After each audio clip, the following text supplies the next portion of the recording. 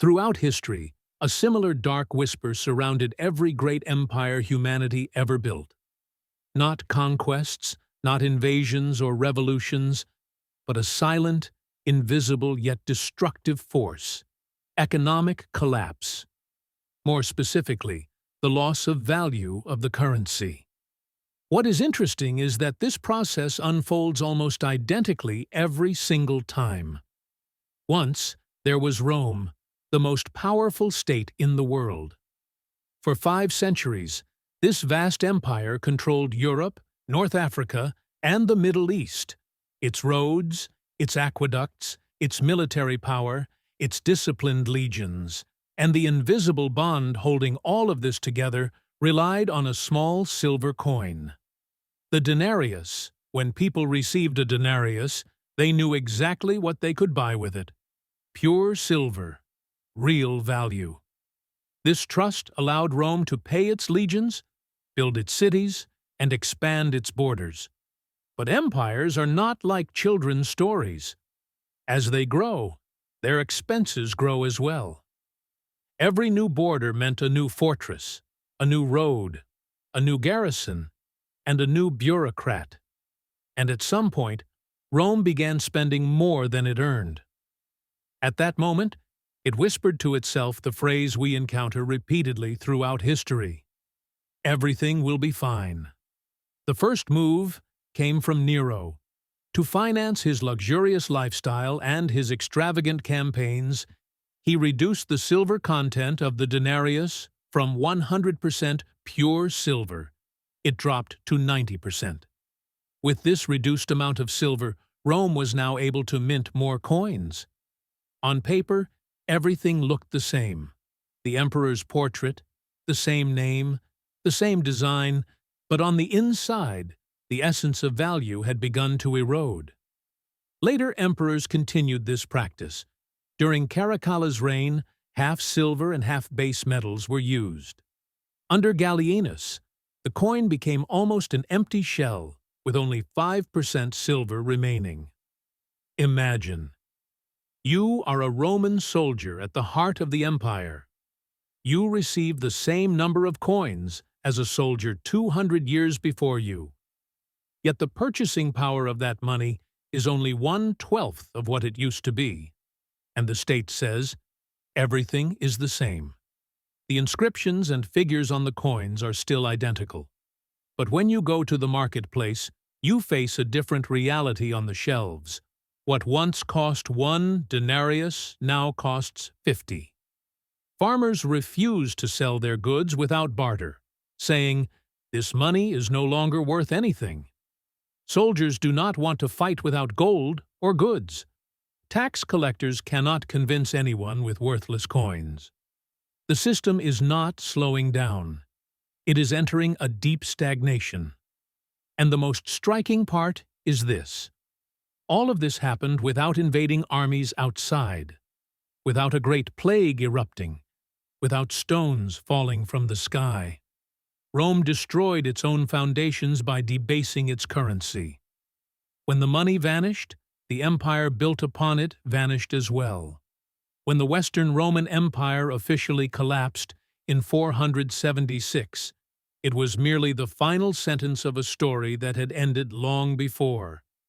Centuries passed, the stage changed, but the play remained the same. When the curtain rose, Spain appeared.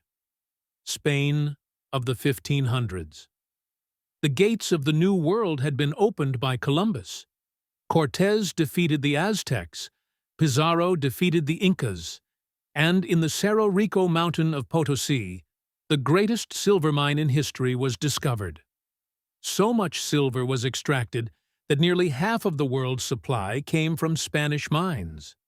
As silver-filled ships crossed the Atlantic back to Spain, kings and aristocrats believed they were unstoppable. The Spanish dollar became a truly global currency. It was accepted everywhere from Europe to Asia, trusted and valuable.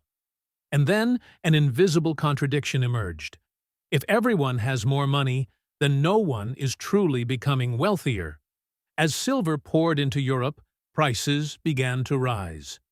What one silver coin could buy in 1500 required 10 coins in 1600.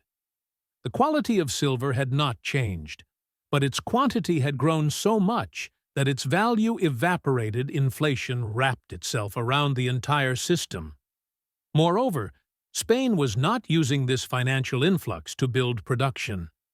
It was not building new factories, advanced technologies, or a strong industrial base. It was simply spending the silver from the colonies on wars, palace expenses, and luxury goods imported from abroad. The silver from the Americas was flowing back to France, England, and the Netherlands. Spain was essentially financing other nations' production. Debts kept rising. King Philip II took on millions of ducats of debt, and instead of saving, kept joining wars, accumulating even more debt.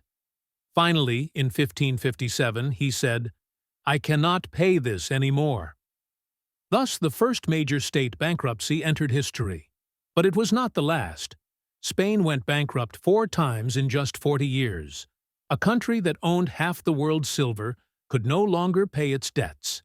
Confidence collapsed, interest rates rose, and no one wanted to lend money. The state responded by minting more coins, less silver, more copper. But with the claim of the same value, no one believed it. Thus, an empire where the sun once never set slowly slipped into the shadows. Wealth flowed like water, but it left no sustainable foundation behind. The great empire was forgotten due to waste and mismanagement. Then Britain entered the stage. In 1922, at its peak power, it controlled 1/4 of the world and held influence on 4 continents. The phrase, "the sun never sets on the British Empire," was not said without reason. For more than 2 centuries, the pound was the world's primary reserve currency. The gold standard was the invisible structure underlying all economic relations. A pound could be exchanged for a fixed amount of gold, sending the message, "This money is real." But a forgotten truth remained. Empires often grow through debt, and debt eventually must be repaid. The British Empire stood on debt wars, colonies, railways, harbors, and administrative systems. When World War I began, debts multiplied within just a few years. The gold standard was suspended, money printing began, and trust in the pound's convertibility weakened. After the war, they tried to return to the old days. Churchill repegged the pound to its former value in an attempt to restore its old glory. Yet the world had changed. The pound became overvalued. British goods became expensive. Unemployment rose, and interest rates reached unbearable levels. Eventually, the age of gold ended, and a period of devaluations and loss of confidence began for the pound. World War II delivered the final blow. Britain might have won the war, but it was financially exhausted. Debts exceeded the economy's capacity, cities were in ruins, and industry was worn out. When a new world order was established at Bretton Woods in 1944, the once brilliant pound was no longer the leading actor. The dollar took its place. What followed was a slow but humiliating decline. Short-lived attempts at convertibility, consecutive devaluations, and waiting in line at the IMF colonies, one by one, gained independence. India, Egypt, regions of Africa. Britain did not fall from external defeat, but collapsed from internal decay. The collapse of its currency and its debt burden brought a once great power to its knees within a single generation. And now, on stage, stands the superpower of our time, the United States of America. The country that possesses the world's reserve currency, the dollar.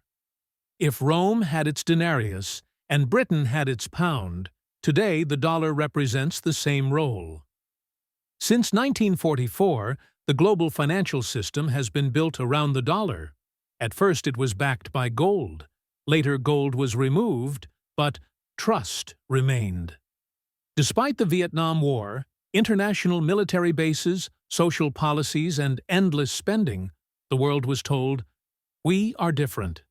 The old rules do not apply to us, but numbers are not swayed by feelings. Mathematics is emotionless." Debt continues to rise each year from hundreds of billions to trillions, then to tens of trillions. With more than $36 trillion in debt, massive yearly budget deficits, and trillions pumped into the system since 2008 under the name of money creation. During COVID, more money was printed in a single year than in entire previous centuries combined. There will be no inflation, they said. But supermarket shelves told a different story. Even the official numbers showed 9%, while real-life prices were rising much faster. Meanwhile, the world did not remain still. In the 2000s, more than 70% of global reserves were in dollars. Today, that share is declining. BRICS countries have begun building alternative payment systems, shifting toward local currencies in trade. Central banks are moving away from the dollar and toward gold and other assets. And America has caught an old Roman disease, military overextension, hundreds of bases in over 70 countries, vast defense budgets, and wars costing trillions. All funded with printed money and borrowed funds, history repeats the same 7 steps. First, the peak. Absolute power. Trusted currency. Then, overextension. A giant carrying more weight than it can bear. Then, permanent budget deficits, a state spending more than it earns. When that is not enough, money is debased, printed, multiplied. Inflation enters the stage. Then trust erodes both inside and outside.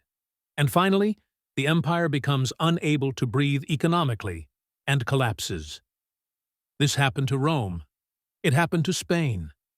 It happened to England. And today, America is on the 5th step of this sequence, moving toward the 6th. We are simply watching. The ending of this story is still unwritten. Perhaps a controlled retreat like Britain losing reserve status, but surviving as a secondary, stable power. Perhaps a chaotic collapse like Rome, starting with a currency crisis, followed by the breakdown of state capacity and social turmoil. Or perhaps a new system, a new reserve currency, a gold-backed structure, a digital global currency. But one thing is certain. This trajectory is not a prophecy. It feels familiar because it has happened 4 times before.